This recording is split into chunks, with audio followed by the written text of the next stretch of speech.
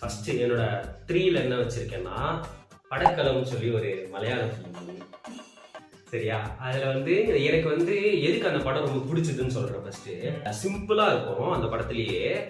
நான் பாக்குறேன், அதுல எனக்கு யாருமே தெரியல, ஒருத்தரும் தெரியல, அதுல நடிச்சவங்க யாருமே தெரியல, எல்லாருமே புதுசா இருந்தேன். நான் தமிழ்ல தான் பார்த்தேன்.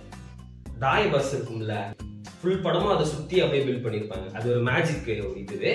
அதை வச்சு என்னென்ன ப்ராப்ளம் வருது, எப்படி வந்து கொஞ்சம் ஃபேஸ் பண்றாங்க, கடைசியில் அது எப்படி மாறுது, எப்படி நல்லவங்க கெட்டவங்களா மாறுறாங்க, கெட்டவங்க எப்படி நல்லவங்களா மாறுறாங்க, அதை காமிச்சுதான் கடைசியாக முடிச்சிருப்பானுங்க. யாரும் சாகவும் மாட்டாங்க அந்த படத்துல, ஹீரோயின் கிடையாது, எதுவுமே கிடையாது. என்ன ஜானர்?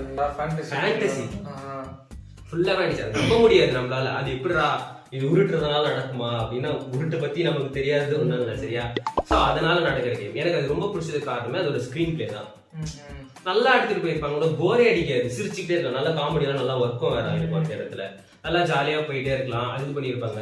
இந்த ரீசெண்ட் டைம்ஸ்ல இந்த ரீல்ஸ்ல எல்லாம் வந்து ஒரு பையன் ஃபேமஸ் ஆயிட்டு இருந்தான். ஃபர்ஸ்ட் ஹாஃப்ல வந்து ஒரு மாதிரி அடி வாங்கிட்டு அமைதியா இருப்பான் காலேஜ்ல. செகண்ட் ஹாஃப்ல வந்து ஒரு மாதிரி கெத்தா வரும். ஆனா அந்த ரீல் வேணா நான் உனக்கு இதுல ஆட் பண்ணிக்கிறேன். அதை பார்த்துட்டு தான் நான் அந்த படமே பார்த்தேன் போயிட்டு. அந்த படம் தானே? அந்த படக்கல்.